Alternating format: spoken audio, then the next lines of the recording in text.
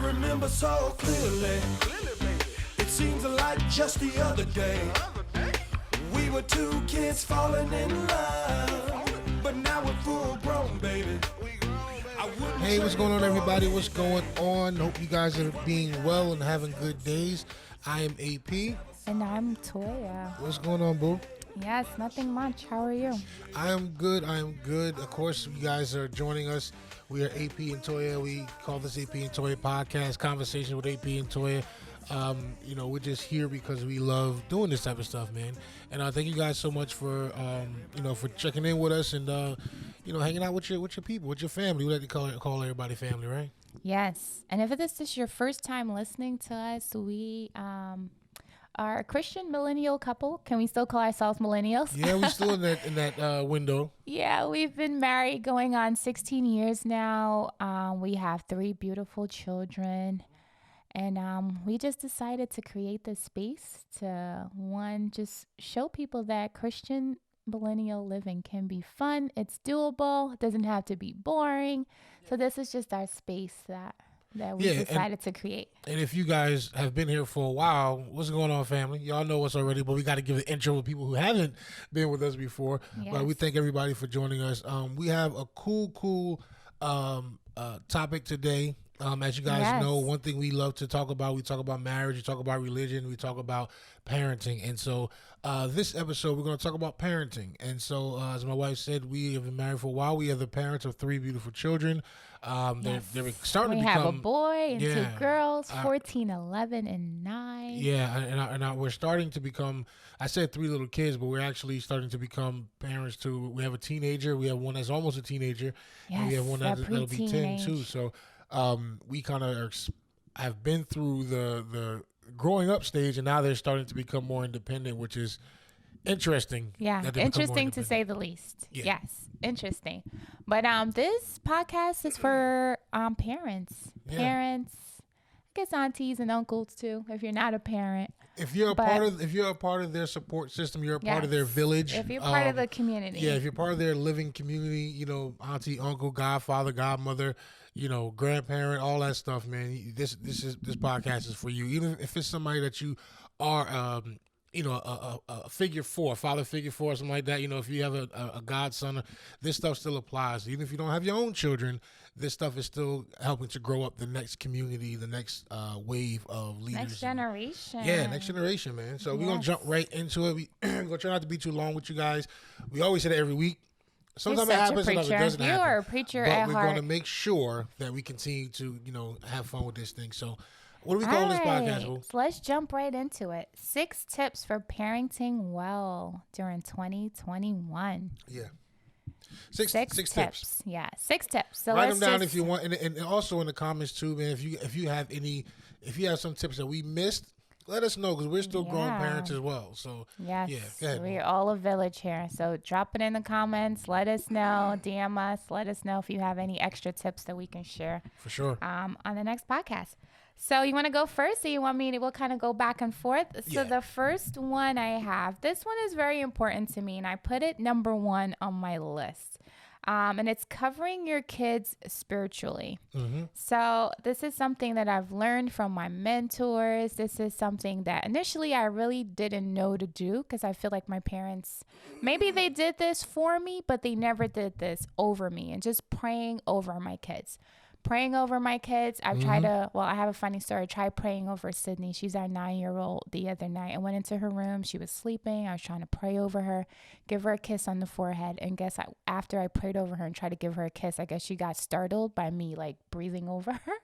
And she hit me right in the nose so hard. Oh my God, I thought I was good. My nose was bleeding how hard she hit me right in the nose. She just woke up swinging like you. She's like a female version of you. Yep. But yeah, I learned the hard way to pray over her and from far, not to actually touch her, try to kiss her when I'm praying over her. But you learned your lesson, didn't you? I learned my lesson. But yeah, covering your kids spiritually, make sure you're praying over them, praying God's word over them. And just making sure that, we pray for ourselves, we pray for others, but taking time to pray over your kids, I think that's very essential. Yeah. And you got to think about it too. I mean, this generation of children are growing up in an era like never before. the access they have to everything from technology to knowledge to, I mean, we see so much stuff happening in the world right now. I mean, our kids are exposed to death earlier than we were. You know what I mean? And so they can literally go on their phone or go on computer, and they can, you can talk about the George Floyd incident, seeing a man die, or you can see, like it's almost they're desensitized to stuff because so much information is coming their way. And so we have to continue to pray for our children to make sure that we not only pray for their eye gate, but pray for their ear gate as well, because a lot of things that they're experiencing, we need to be covering that stuff, because it's and the prayer is not for the times that they're in front of you. The prayer is for the times when you're not in front of them. And so you want to just pray that those things don't seep into their mind, into their hearts, the things that they see. And as much as we want to be parents and cover them and stuff, we can't catch everything. It's just too much stuff happening. We have, like I said, we have 3 children. So if we're focused on one child, we can't keep tabs on the next child that's downstairs or upstairs, whatever like that. And so that prayer is so important to keep a spiritual covering over them, because you want to make sure that nothing gets into their rooms, nothing gets into their mind, their ears, their eyes. Like, we need to be vigilant as parents. And so, I love that one. I agree.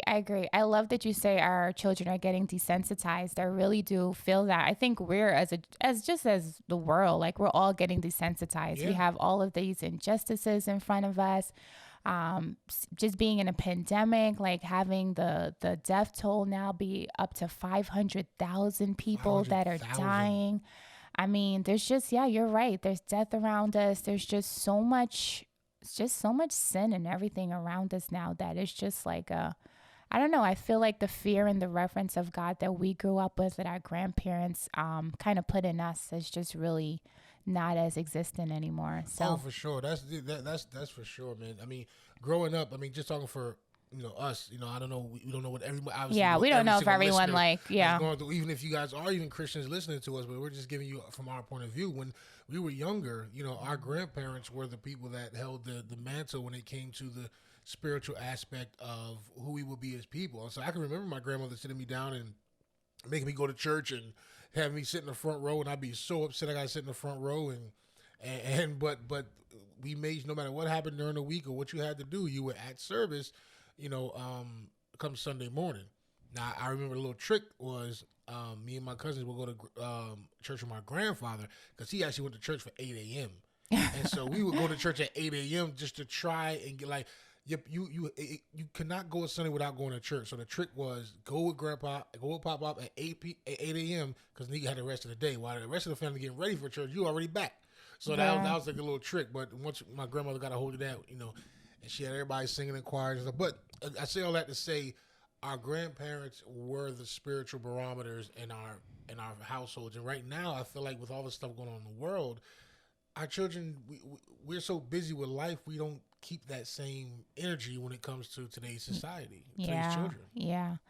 I wasn't a traditional churchgoer like you. Like, I know you there Monday, Tuesday, Wednesday, Thursday, like all during the week. But we did go occasionally. But thank God for my grandmother. My grandmother was a praying grandmother. I would see her on her knees before God. She would call me beside her. She was really the first one that showed me how to pray. Like, I heard her praying. I saw her praying. I knew that God was like a active part of her life. I saw her preaching. I saw her touching people, holding them and praying over them. So I really got to see that example from my grandmother. So shout out to the grandmas. Just shout out to the grandmas out there holding it down. I don't know. We got some new school grandmas. We got some new school grandmas. So fast to have kids, man. I know. We being like grandmas at like in our 30s and 40s. But shout out to the grandmothers. Shout out to all the maternal people in our family. It's some patriarchal. Yeah. Is that a right word? Matriarchs and patriarchs. So covering your kids spiritually. Yeah, that's making sure. So if somebody, honey, let me ask you, because you really have good suggestions for this. So I know some people listen to our podcast that are not Christians. What advice would you have for I guess a non-Christian listener, somebody that's even struggling in their walk, they don't really know how to pray for themselves, much as pray over their kids. Like, what advice would you have for them for this, covering your kids spiritually? Like, what are some ways that they can start, or like how can they go about this? I would say, and it actually kind of almost bleeds into number two. Excuse me, y'all. The point that's being made. You got to make sure that you are present with your kids. Meaning, like, no matter what is going on, this is not even a spiritual thing. This is just a parenting thing. No matter what's going on in their life, you need to be present. And so, if you're not a spiritual person, and you're not gonna be like my wife, praying over the kids. Yes, I'll be dropping that oil. Dropping that oil. You're gonna feel that oil being sprinkled on you during the night. So if you're not doing all that, you at least just want to be present. When I say be present, that just means try your best to know everything that is happening in your kids' world. Not in your world, but in your kids' world. Because in our world, we think about bills, we think about this, we think about that. You got to feed these kids, got to clothe the kids, you got to pay rent, you got to do all this other stuff, which is what we're supposed to, as the parents, that's what we're supposed to do. But sometimes with just seeing that the kids are healthy is enough for us, but we don't really get to invest in their world. And so being present, meaning seeing what they're watching, seeing what they're listening to, seeing what games they're playing, seeing their friends. Being present is a way to cover your children spiritually, I feel. You guys probably hear our heating unit going on, but that's a way to be to make sure you cover your kids without even being spiritual. Try to know exactly what's going on in their world. Okay, boo. Sorry, I was just texting our kids to turn off the heater. Yeah, I love that. For listening to your children, listen to what's going on. I'm a big TD Jakes fan. I'm always making references if you haven't realized by now. But TD Jakes always says that when he was growing up, like his mom always listened to him. Like he said he never struggled as an adult not feeling like not important and not feeling of value, because no matter what he did, every time he came to his mom, she would always stop what she was doing. He always tells a story like he would come to her and one time she was cooking this big meal. She's in the kitchen. She's like frying chicken. I just love it because I could just picture it in my mind. And he comes to her and he's telling her all this stuff. And he says that she would always stop. She would stop what she's doing and she would always look at him, get down to his level. And she always made him feel so important. And he said, wow, that's one thing he always learned from his mom. And ever since I heard that, I'm like, I need to do this with my kids, no matter what I'm doing. Because sometimes they're talking to you and they're telling you a whole story. They're sharing their whole heart with you. Yeah. And then they get done. Then they be like, Mom, like, are you listening? Did you hear? Like, I just shared my whole story with you. Like, right. And you're just, yeah. You're just in your phone. You're just doing whatever you're doing, cleaning, cooking, whatever, you're up to. So really stopping what we're doing and really listening to them, getting down to their level. If you have smaller kids, they say getting down to their, to eye level with them and listening to them and really hear their heart. Yeah. I mean, this is, which is kind of crazy because we actually bleed into number 3. You just said it. So number 1 is covering your kids spiritually. Number 2 is being present. Turn things off, listening, stuff like that. Number 3 is listen to your children, their hearts, their desires, and their dreams. Listen, we want so much stuff for our kids. We truly, truly do. We want, and every parent I feel they want their kids to be better than they ever were. You know what I mean? And so you want your kid to be more educated. You want your kid to be, richer than you. You want your kid to be, just more successful in life. And so we want so much stuff for our kids, but we actually have to see and listen and look for signs for what our kids are gifted at. You know what I mean? See what they like, see what their interests are. And again, when you have more than one kid, it can get a little bit difficult because you have 3 different personalities and 3 different dreams and 3 different aspirations, and you're trying your best to navigate as a parent. And so we get it because now we have 3 children that they pretty much want to do 3 different things. You know what I mean? And so we try our best to listen to their dreams, listen to their aspirations, and try our best as parents to help them get along and to further that thing. If they say, hey, I want to be an astronaut, okay, let's see how we can get you into some programming for science. Let's see how we can do, if they say, hey, I want to be a basketball player, okay, let's go to the gym. Let's try and get you some basketball lessons. Like, we really try and listen to their hearts so that they can now have the opportunity to say, I at least tried to be or do what I wanted to do, and my parents helped me with that. And so that's part three. Listen to your children, their hearts, their desires, their dreams. Go ahead, boo. Yeah.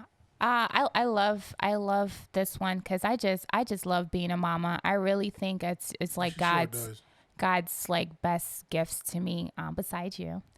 I'm about to say. Yes, God's best gifts to me. I truly love this. I love listening to my children's hearts.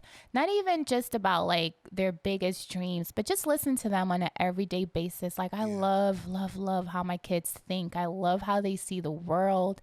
I love it's just this kid energy. Like they just dream so big. They're not bogged They down really with do. like bills and life and all this stuff. It's just this kid like energy and the dreaming and just I just love seeing like the world through their eyes because they remind me to dream big. So I love listening to their hearts, to their ideas, just the things that they have going on in their head, whatever is happening in their world and their level. Even though our youngest one is 9. Like she has such a huge imagination. Like I gosh. love it. Like right now, she's doing chores around the house so she can get money. So she has a little list and she's writing down like cleaning the bathroom is $3 and cleaning her closet is another $3. Like she's trying to add up money so she can buy a sewing machine because she wants to start making clothes. Like I just love her mind. She's thinking about different fabrics and different patterns and ideas and And I just love listening and I'm like, yes, like I love that you're doing this. Like, yeah, let's think of ways that you could come up that of course you have to earn your money to go buy your sewing machine. But let's come up with ways that you could earn money so that you could buy this sewing machine and you could start sewing clothes. Like I love a child's mind. I love that we have 3 different types of kids that are into 3 different things. So definitely listening to what's on your kid's heart. Making room for their gifts that God has really given them. and you said one thing about like Sydney is actually like you said doing chores to earn money. So this is a good way to instill a hard work ethic into your children by making if you want to do something or you want to purchase something, I'm not just going to go buy it for you. You have to work for it. And this is the principle as adults. These are the principles that mean the most to us because now when we want to do something, we got to go to work for it. So we want a new car, we got to go work for it. We want to start a business, we got to go work for it. Whatever we want in life, you have to work for it. And so we make sure that work is attached to the dream that our children want. And so again, Sydney, she wants to do a sewing to make her own clothes. Okay, you need money to do this. So how do you do that? You can't work right now, but you can do chores around the house. And every time you do something, we can check it off, and now you can have money towards that thing. Same thing with Layla. Layla, does she wants to become an actress, and so so now we're looking to get in her acting classes. She's already been in the commercial as a young kid and stuff like that, but she just loves that type of stuff. And so we try our best to put them in a position to be successful. And not everything that they want to do is, something that we're passionate about. But if our children are passionate about it, we want to make sure that we try our best to set them up to be successful. And again, not everything they want is going to be successful, but at least them knowing that they worked hard towards it will help them when they try their next goal in life. And so just make sure you listen to your kids' dream. And again, this is a disclaimer for parents. We all have aspirations for our children. We want to raise doctors and lawyers and stuff like that. But if your child is really telling you this is not who I want to be, I kind of think this is where I want to go, humor them and yourself and just help them out. You know what I mean? Because again, our children aren't us. We can want whatever we want for our children, but at the end of the day, they're going to make their own decisions and they're going to be the people that are in charge of their own life. But the best thing you can do is try and aid in that. Now, obviously, I'm not telling you to sell them a pipe dream, but I'm telling you that you should try your best to make sure that you meet them halfway and let them work towards the things that they can do to become better adults.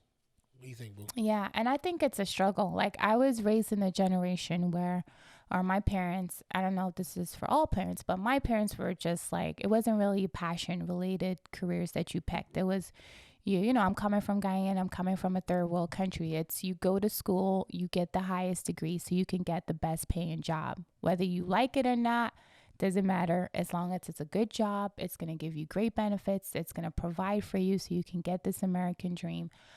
so that you could provide for your family And and there's that nothing you wrong can with that. you There's can nothing wrong with live you can live well. There's nothing wrong with that, but it wasn't any emphasis on finding a career that you're passionate about, right. finding a That's the career rub that right you there, can yeah. use your gifts in. Like you could hate being a doctor, and I'm a nurse now, and I work with a lot of people in the medical field who on paper so they're very successful, they make a good living, you know, they're doing a good job, they're helping to save lives, but they're miserable. They're absolutely miserable because that's not where their passions lie. Like I have one coworker, like they love to draw, and their parents was absolutely, you're not going to school for drawing, like you're going to go into the medical career because it's a stable career.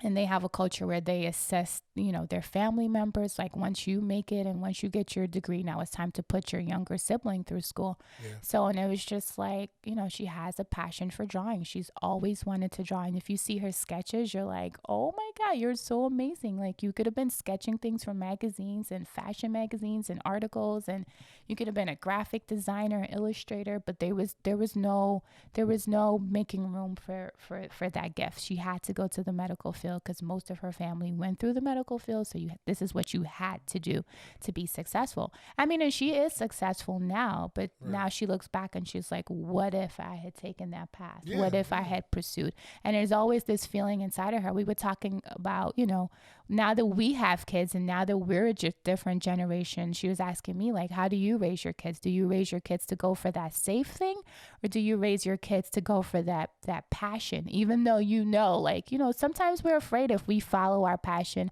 it might not pan out. So we kind of need that backup, that safe backup. But we were having this conversation, passion, you know, are you leading your kids for that sure thing, or passion, something in their gifts? So I'd say all of that to say, like, really listening to your children, really listening to their heart. I know it's hard sometimes, especially for me. Like now I even struggle with that because I see that my kids are very passionate about music. They're very passionate about the arts. And it's something that I have no, like, I was just raised books. And now here my kids are like, they do well at school, but you can see that they're gifted in the arts. So I know it's a struggle for a lot of parents. Honey, I know you're very artistic, so this might not be as hard for you. I feel like maybe you might more be supportive towards the arts, but I was just raised books, and you get that degree that's going to give you, you know, a job that you have something on paper versus like passion and your gifts and what you align with. I mean, I love writing. I've always loved writing. I was talking to my mom. She's like, yeah, you were always writing as a kid. Like, what if, you know, would I have been a writer now? Like, would I have pursued a career? It's not too late. Would I have pursued a career in writing instead of, you know, a medical field? So just really talking to your kids, listening to their hearts and seeing what I feel like listening to them and talking to them, like, it's easy to, once you're in tune with your kids and who they are as people, it's easy to realize their gifting in certain areas, if that makes sense. True. Yeah. And our kids are, like I said, like my wife said, our kids are very, very three different types of kids. Like I grew up in the arts, and I did I've still doing music. I've been doing music for a long time, and I, you know, anything that's, matter of fact, my career, my job is creative coordinator, and, which is over social media and stuff for you know, our 5 campuses for our church, and so I still do things creatively. This is, you know, something that me and my wife have fun doing because we just, one, love doing this, but also it's an opportunity for me to kind of feed that creativity that I have, and you know, this is what I love doing. And so I don't know what I'd be doing if that was kind of squelched when I was younger to not pursue some of the stuff that I wanted to pursue. You know, and so we want to make sure our kids have that same exact energy when it comes to their wants and dreams. And again, they're not always going to, they may be on to one thing this day, and then, you know, a month later they're like, I don't want to do that anymore. That's okay. Let them continue to dream, but you have to make sure you continue to actually listen to them and listen to their hearts, their desires and dreams, and then see how you can assist them in doing it. But don't just give them lip service. You got to be about that action too. So don't just give them lip service.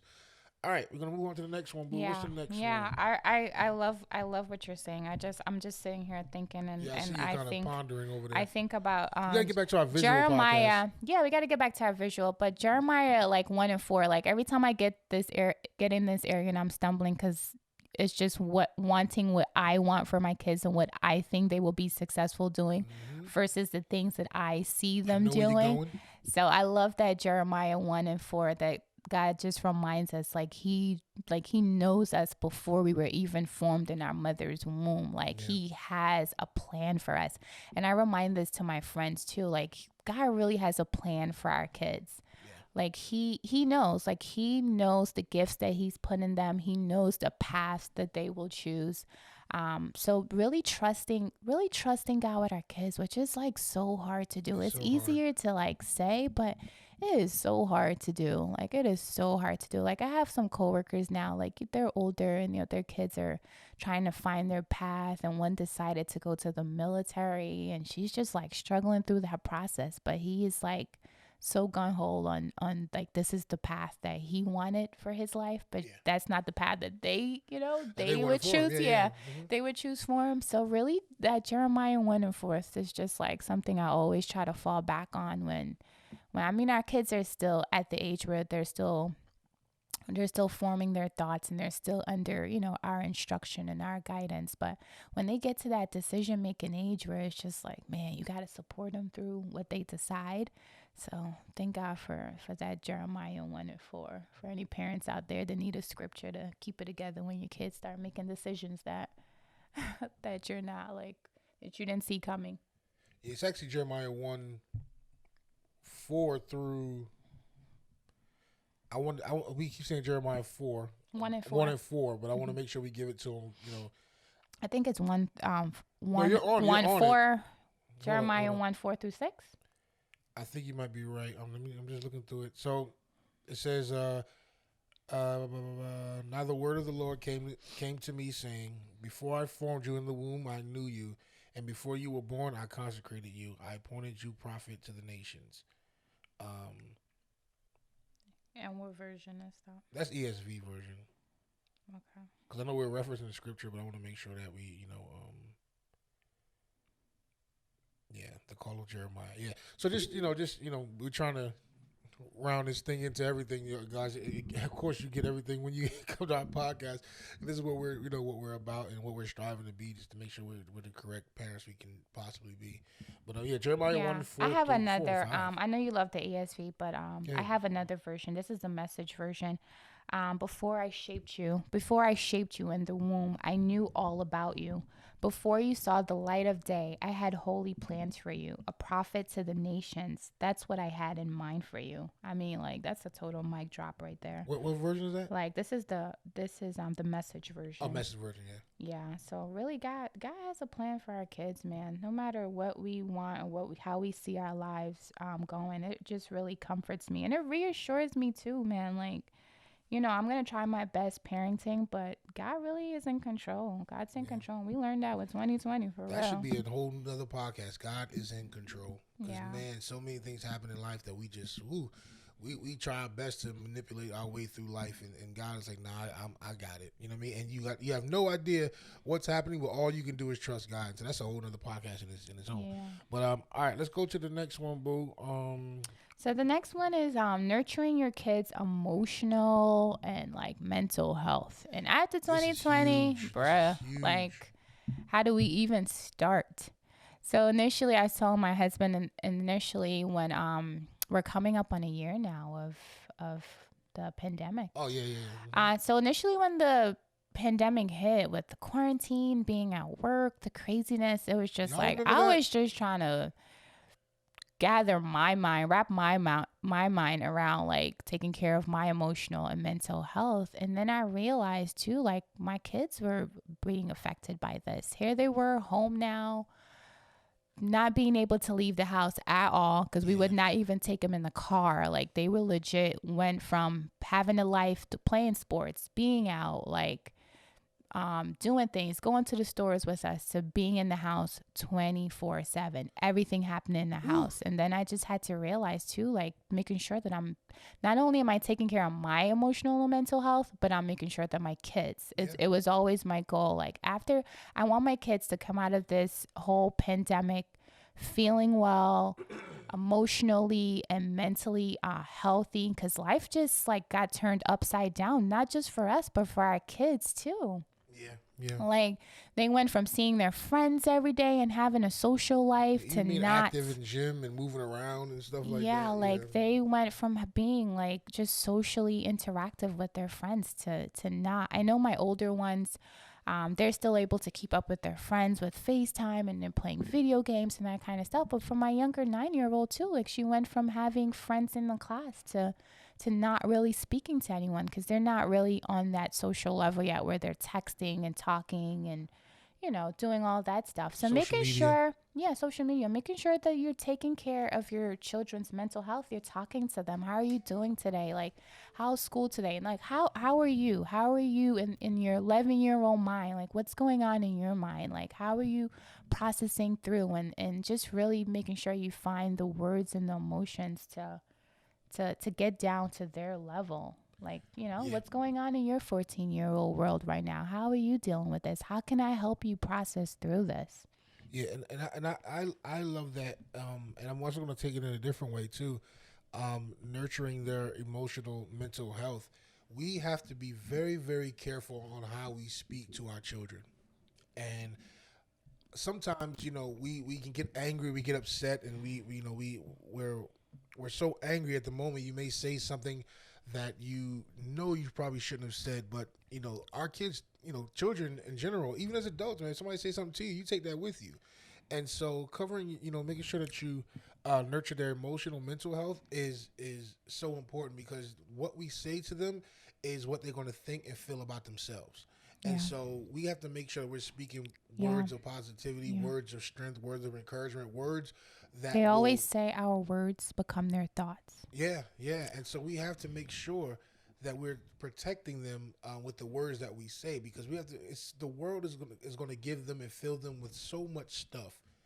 We have to make sure that they know exactly who they are when they leave the house. We tell our children that you are loved. My wife is always saying this to the children: you're God's masterpiece. Mm-hmm. You know what I mean? And like, meaning God took his time to put you together. You're unique. You're beautiful. Your hair is beautiful. You're tall. You're strong. You're intelligent.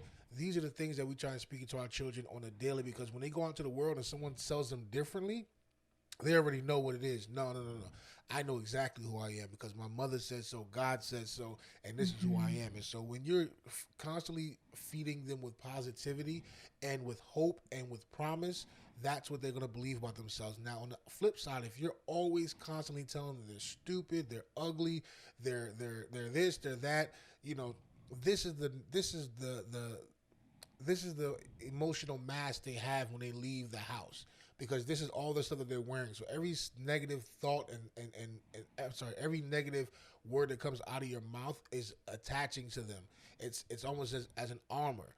They hold it because they feel like this is who they are. When people see them, they see them as dumb. People see them as because they start believing that. Yeah, they start believing that stuff. They start believing that stuff. Yeah, so we can't expect people to treat our children a certain way when they come home we're verbally abusing them.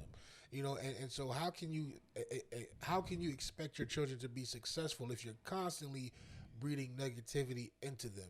And maybe you just had a bad day. Maybe somebody didn't speak positively to you. But the things that we say to our children, it affects them in a major, major way. And so we have to make sure we choose the right words to say to our children, you know, going forward to protect them. Mm-hmm. And can I say, this is just not a bad day thing. This is a generational thing. This is a thing that's come from generations and generations. Like, we've heard our parents say crazy stuff to us.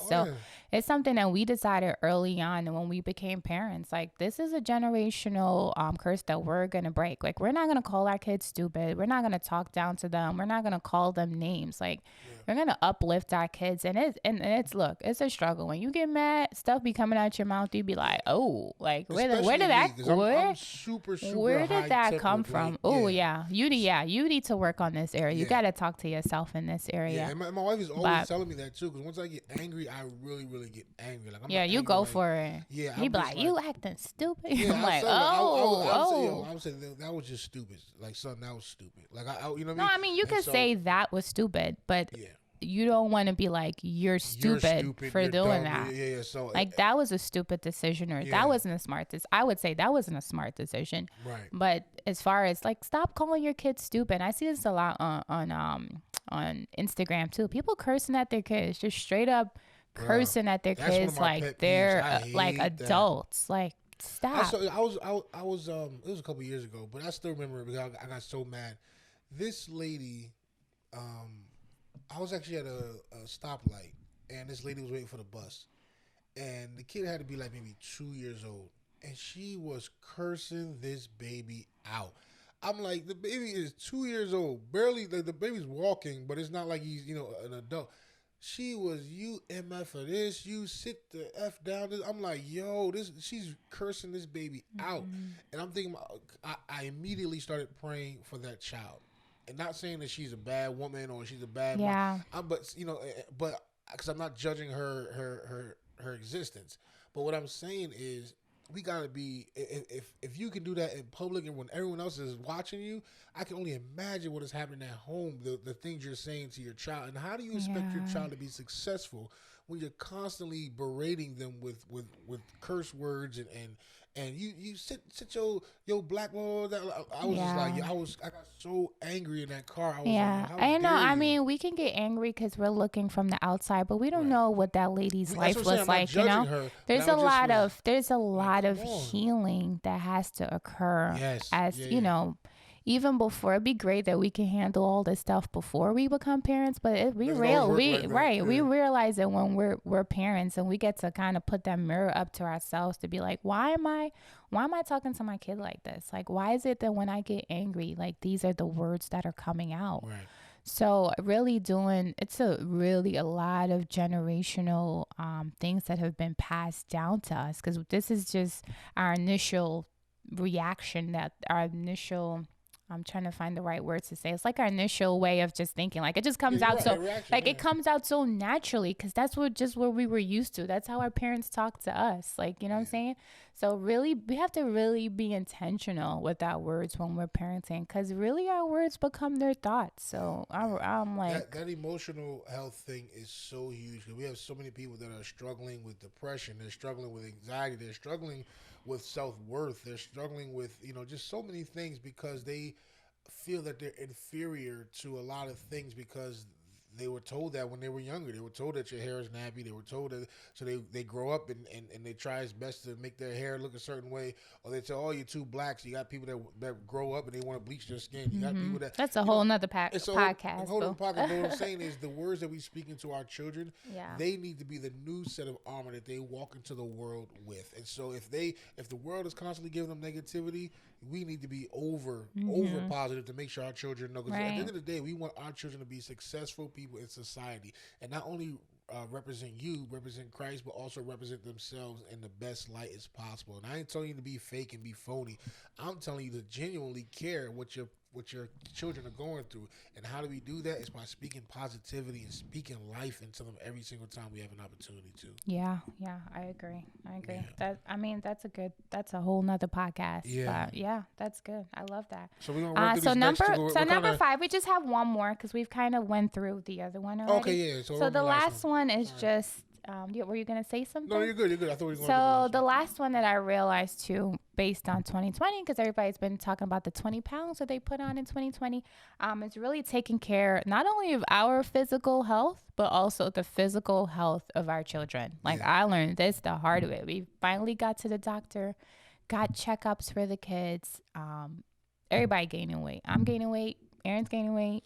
Kids gaining weight. Like, we just really kind of just been eating whatever. The ball, man. Yeah, so really taking care of our physical health. I really feel like having the kids see me eat healthy, making sure that first of all, making sure that I'm taking accountability of what I bring into the house. Like Yeah. I'm doing the grocery shopping, I'm doing most of the cooking. So if I'm frying everything and I'm bringing chips, sodas, all that kind of stuff, that's what the kids are going to eat. So I have to take the responsibility and be accountable about what I'm bringing in the house. And my kids need to see me eating healthy. My kids need to see me working out so that they know like this is the type of lifestyle that I need to have too. Because the more I start eating healthy, the more I start working out, the more I start teaching myself about, changing my habits regarding, health and eating. And I feel like it trickles on down to them. Yeah, no, it's So, it's the God's honest truth. We have to take care of ourselves, and that means making sure our children are going to their appointments, making sure they're going to the dentist, making sure they're going to just the regular family stuff, but also like my wife said, making sure that things that come into the house aren't going to give our children. Again, we talk about setting up our children for greatness. Our children can't have high cholesterol and high blood pressure and be on medication and stuff like that when they're barely 12 years old like that. We can't we and that's mommy and daddy fault. That's not the kids fault because they're going to eat their children, and so we got to make sure that we're physically taking care of our children. And no, and it's hard to do that sometimes in the pandemic, because they're not in school running around being healthy, stuff like that. For the most part, they're in front of a TV, they're in front of a computer because they have the Zoom classes and stuff like that. And so the opportunity to even be healthy physically is kind of rough. And I'm working from home. My wife was working 3 days, excuse me, at the hospital. And so, it's just not a lot of opportunities to make sure that we're active and being physically responsible. no, I think we have to make the time. That's what I'm Like we saying, have to yeah. make the time. Like even if we're doing at home workouts, like getting our body Right. moving, we've made too many excuses and all the reasons. Oh, the gym's closed and we don't have this, or we don't have a treadmill, we don't have a bike. Yeah, we like about to in our purchase a treadmill right like now. let's Trying to get a Peloton. let's get on YouTube. Let's get these home workouts. Let's sit down on the carpet. Let's do some crunches. Like let's get our body moving. Let's eat healthy. Let's love ourselves. This has been my thing for myself. Just loving myself through loving my body. Like thank God that it's like I wake up every morning. I'm like, thank you God, my arms work, my feet work, my heart's beating. Yeah. Like I go through this whole thing when I'm standing in front of the mirror, because really 2020 has showed us like you could be the healthiest persons. I've seen like the healthiest people die from COVID, people that were eating right, that were helping out. Like our life is so precious. Like we need to take better care of it, because you could be here today and gone tomorrow. Like Yes, I had a friend who her granddad passed away, and he was only 60, but he was in the best shape. Took yeah, no young medicine. grandfather. Huh? That's a young grandfather. I know. He was 60. He had no medicine. Took no medicine. Healthy blood pressure. He got COVID and died 10 days later. Yeah. Like it's yeah. like crazy. Like no, like just the healthiest. He's had articles written up on him on how healthy he was. No, like it's just something crazy. But when it's your time, it's your time. But saying all that to say, we got to make sure that we continue to keep our bodies in good shape. Yes, and, loving our and bodies. like I said, we're trying to buy us a treadmill for the house, so the kids can come in the basement, they can work out. My son has weights in his room and stuff like that. We're just trying to set ourselves up, not just our kids, but us as well. Boo, can we go to this? I actually have one more I want to add. I know we said that was the last one. I have one more I want to add. Yeah, go ahead. Number 6, spend time with your children. This is something that is my wife is making sure to hammer this into our family. She's Yes. like, on nights that I am home, Every day, 7 o'clock. I don't care 7 what you're o'clock is doing. family time. Shut it down. I don't care if you're working from home. Kids got stuff. Shut it down. 7 o'clock is family time. Last night we watched. We're gonna watch a documentary, but actually we watched this thing on Netflix The Floor is called Lava. The Floor is Lava, and we were just laughing, man. Just Yes. we all had to. We all came. We made some pot stickers my wife made, and we just sat there in the living room and just laughed. We watched on Netflix The Floor is Lava, funny show. We're competition show, but we just have fun. Yeah, And whatever your family do for fun. We Yeah. like watching shows together. We play board games together. Whatever your family do for fun, shut it down. It doesn't have to be shut every it night, down. but at least try for once a week to come together. Like we haven't been spending much time together as a family because we've all been so busy. So busy. But last night was just so good for my soul. Like I just I had felt fun. I just felt so reconnected to you, to our kids. Like just our family unit together, to come together and to just laugh and to just be together. No phones, no nothing. Yeah, just no phones or nothing. We spent like what, an hour and a half. yeah, maybe? like Just, we had just such a good watching, time. yeah, Like we went you past know, bedtime. We're man, like, oh man, it's bedtime it already. was a lot of fun. It was a But lot of fun. yeah, But yeah, spending that time. family time is the way for you to just continue to create that bond with your kids, and to let them know that, because I'm super busy when it comes to work. My wife as well. It's just so much stuff going on, and so when you can say, okay, I'm setting everything to the side. We're gonna spend family time. We're gonna laugh. We're gonna pop popcorn. We're gonna watch a movie. Whatever it is, we're gonna spend that time together. No excuses. My son rolled his eyes. Oh God, I roll my eyes, man. I was just about to go play a video game. Nah, like let's spend time together. So I thought I had to mention it because I had so much fun last night, just laughing and watching this silly show with our kids, and it was just fun. So that was the last one. Spend time with your family. So I'm gonna go all six one more time, just so you guys can have them. Number one, cover your kids spiritually. Right, we talk about that, praying over your kids, making sure that they know that God loves them, that you love them. Two, being present, meaning turning things off, listening, turning things off. Make sure you're present in everything that's happening in their world, knowing what they're listening to, what they're watching, stuff like that. So this way you can be a guard for them. Number three, listen to your children's hearts, their desires, their dreams. Make sure that you are invested in making sure that they can be the best people that they can be possible. Number four, nurturing their emotional and mental health. We talked about it again. Speaking positivity into your family, into your children. Let them know they're loved. Let them know that they're intelligent, they're smart, they're beautiful. Speaking into their well-being. Yeah, speak life into your babies. Speaking life, yes. Number five, taking care of their physical health, making sure that they're exercising, eating healthy, and doing the correct things that they need to do in order to be healthy. So that if you're healthy, you can continue to do the things you want to do in life. With obviously, if you're not healthy, then you're struggling just loving our bodies, loving your bodies. And number six, make sure you spend quality time with your children. All right. Yes. Those are 6 tips for parenting well during 2021 and beyond. In case this podcast lives in forever. So yes, this podcast will live forever. Will live forever. Hey. Well, I'm AP. This is my beautiful wife, Latoya. And thank you guys so much for joining us for AP and Toya podcast. Make sure you guys like, comment, share, subscribe. I want to make sure this stuff gets up on YouTube. We have been very lax with stuff, but I want to make sure that stuff gets up there so you guys that are following us can continue to follow us and join this family that we're creating online. If you haven't already, make sure you follow our podcast on Spot. You can find our podcast everywhere. Spotify, Apple Podcasts, where else? SoundCloud, boom. iHeartRadio, boom. All that stuff everywhere you can get a podcast is there. But make sure you guys also follow us on Instagram. That's AP Toya Podcast on Instagram. Follow us on TikTok, AP Toya. And anywhere else, boo. Jesus. Facebook, all that good stuff, y'all. Anywhere you can find AP and Toya, we're there. Follow us, drop a comment, drop a like. And I think I'm done with my whole spiel. Anything you want to say, boo, before you sign off? Nope, I'm good. That's it. You got to talk to the microphone. That's it. Nothing else. Thank you guys for listening. I pray that you will pray over yourself, pray over your children, and you'll be very intentional with your parenting. Very intentional with your parenting. We love you guys. Have a great, great day, night, whenever you're listening to this. And we'll see you guys again next week for another AP and Toya podcast. God bless. See ya. Bye.